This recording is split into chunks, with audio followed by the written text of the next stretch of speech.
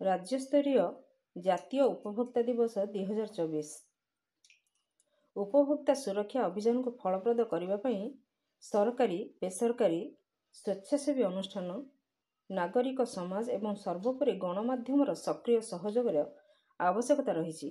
सबु वर्गर उपभोक्ता जेपरि सक्रिय भाव अंशग्रहण कर उपभोक्ता सुरक्षा आईन 2019 सफलतार भागीदार हो पारे से राज्य सरकार पक्षर सर्वदा सहयोग रही मुख्यमंत्री श्री मोहन चरण माझी लोकसेवा भवन कन्वेंशन सेंटर ठारे आयोजित राज्यस्तरीय जातीय उपभोक्ता दिवस 2024 पालन अवसर में उद्बोधन दे कहिसेंति उपभोक्ता माननकु सुरक्षा देबा पई 1986 मसीहा डिसेम्बर 24 तारिख रे उपभोक्ता सुरक्षा आईन प्रणयन होइथिला।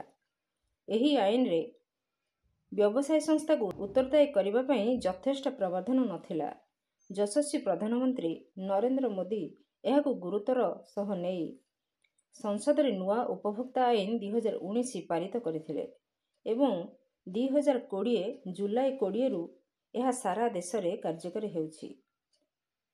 एही आईन रे ठक संस्था को उत्तरदायी करबा सह समस्त प्रकार गलाबाट को बंद करबा प्रावधान करा जायछि। कार्यक्रम में राज्य खाद्य जोगाण और खाउटी कल्याण मंत्री श्रीजुक्त कृष्णचंद्र पात्र कहिथिले जे सचेतन खाउटी हेउछि उत्तम खाउटी। खाउटी सचेतन हेले ठकेई विरुद्ध से न्याय पाइब। खाउटी सुरक्षा पई आगामी दिन में विभाग को आहुरी क्रियाशील करा जिवो।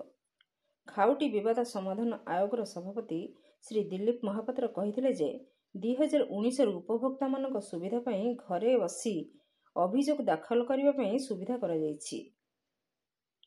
ओडिशा रे एवं समग्र देश रे ऑनलाइन केस फाइलिंग व्यवस्था मध्य बाध्यतामूलक करा जायछि। ऑनलाइन रे केस फाइल हेउछि एवं केस सुनानी भी हेउछि। विभागीय प्रमुख शासन सचिव श्री संजय कुमार सिंह स्वागत भाषण दे कहिथिले उपभोक्ता मानकु दैनंदिन जीवन रे हेउथिबा शोषणरू मुक्त करबा पई आम विभाग जाग्रत रहिछि।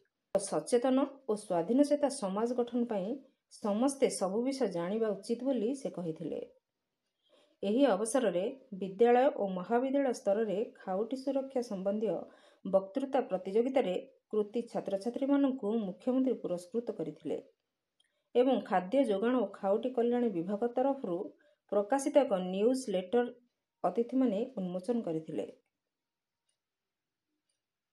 विभागीय स्वतंत्र शासन सचिव श्रीमती अंजना पंडा धन्यवाद देथिले। Bureau report Nagraj news.